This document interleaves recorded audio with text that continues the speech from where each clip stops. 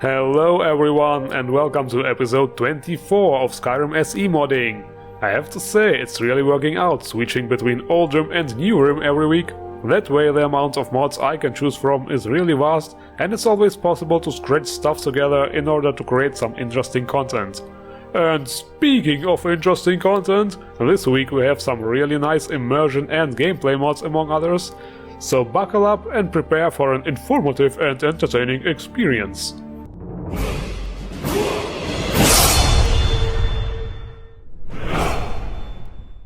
First things first, ENB. Okay, after the disaster that happened in the last week's episode, which was definitely a conflict of some sort, because the antique dragon ENB is certainly not supposed to look that way. I'm sorry about that. But this week everything is different, because this week we have zeraENB by zeraTem. This is another one of those Reshade plus ENB combo mods, and the installation is a little bit more tricky than usual, so be sure to follow the instructions on the mod page carefully. But guys, just look at this epicness. This is a comparison to Rudy ENB, which I currently have, and also zeraENB is compatible to pretty much all the weather mods out there. I'm using Vivid Weathers for those of you who are new to my videos. It has always been my favorite. I have to say, I'm really impressed with the results. The picture looks incredibly vibrant and realistic, while at the same time it kinda has a somewhat cinematic look. The depth of field effect is also really well done. I'm using the Marty McFly option, since it's supposed to have much more quality according to the author. The only negative thing, if you can actually even call it that way, is the fact that it takes a couple of seconds to load all the effects every time you start your game. But it really only takes just around 10 seconds or so, and it will probably be even faster if you have a monster machine. So guys, I think I'm totally keeping this ENB. Tell me what you think about it, how good does it look on YouTube, and should I use it in my future SE videos? Now the next mod will absolutely change the way you look at your game, pun intended. Joy of Perspective by Logic Dragon. This, ladies and gentlemen, is a mod which allows you to see more of your character in first-person view. Finally we have something like this for New Rim. You will be able to see the whole character model whatever you do, and not just the arms, which is the case in the vanilla game. And of course it applies to both weapon drone or just walking around. Literally every movement you do actually. I think this will be an interesting experience for those of you who play the opposite gender, like looking down and "Oh wait, what's that? I didn't expect this. Now this is awkward. Better switch to third-person view now." But jokes aside, this mod adds a great deal of immersion to the game, without a doubt.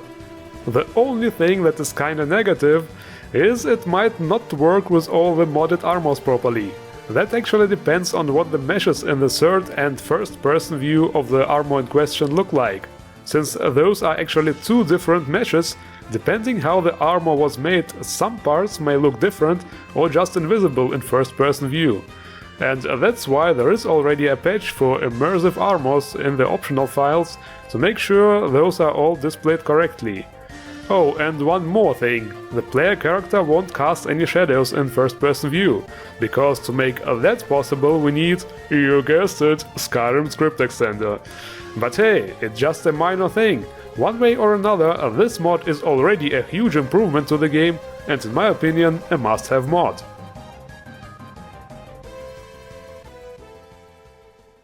What if I told you we can have an actual working dodge mod here in the special edition, right here, right now? Sounds too good to be true, right?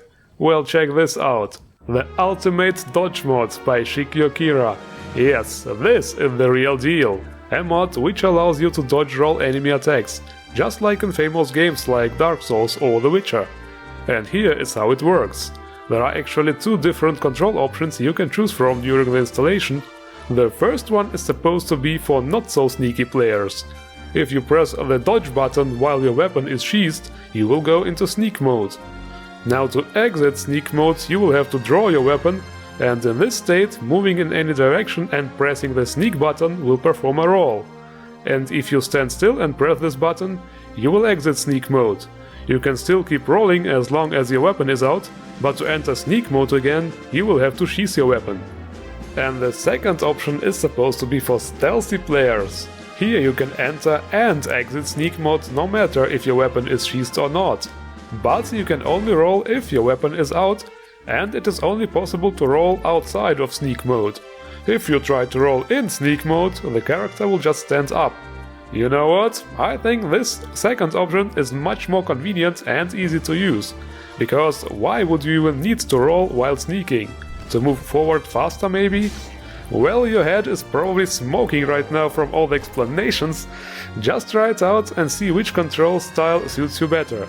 The point is, it's totally working, and completely without script extender. It's cool how modders think their way around limitations and still deliver awesome functional content to us.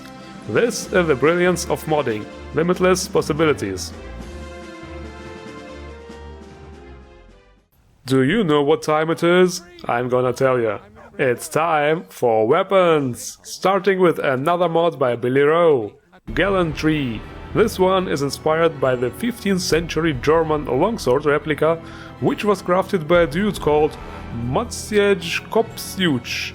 Sorry if I'm pronouncing it wrong.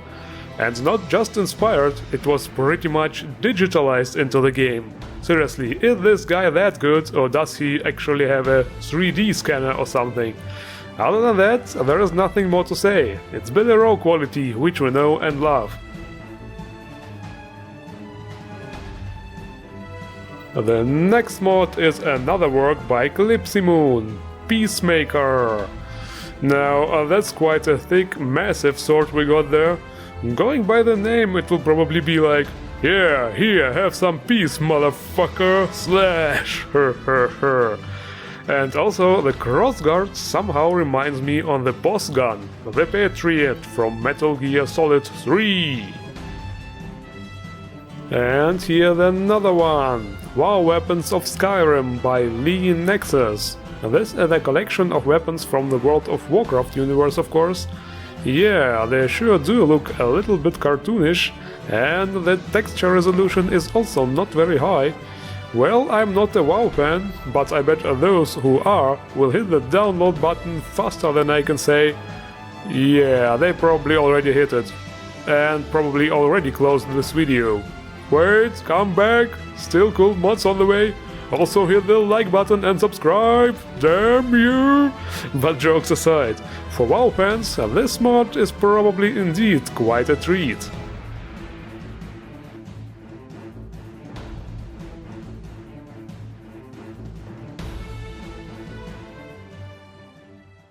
Okay guys, I have to warn you, watching the next mod might turn out quite painful for some of you.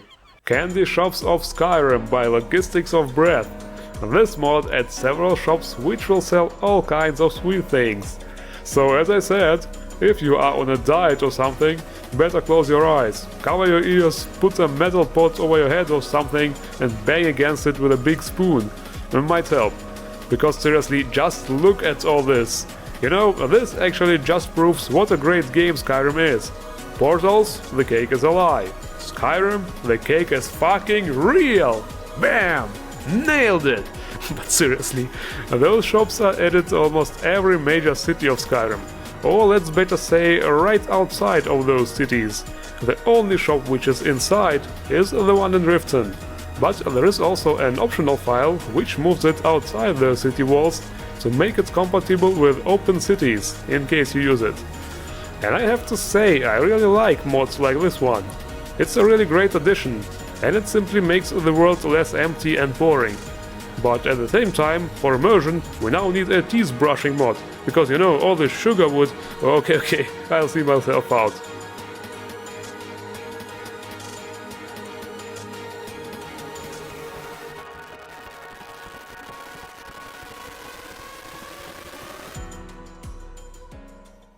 Okay, I actually wanted to review one more mod, but unfortunately the Nexus Mod Manager managed to kill my game.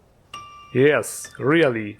It hasn't been working correctly since the last awesome update. It seemed to do whatever it wanted, like not restoring the overwritten files when uninstalling a mod, or not uninstalling mods completely. Of course, something like this is absolutely not possible, the creators of this prog would probably say. But yeah, here's a little example. Does something seem off to you?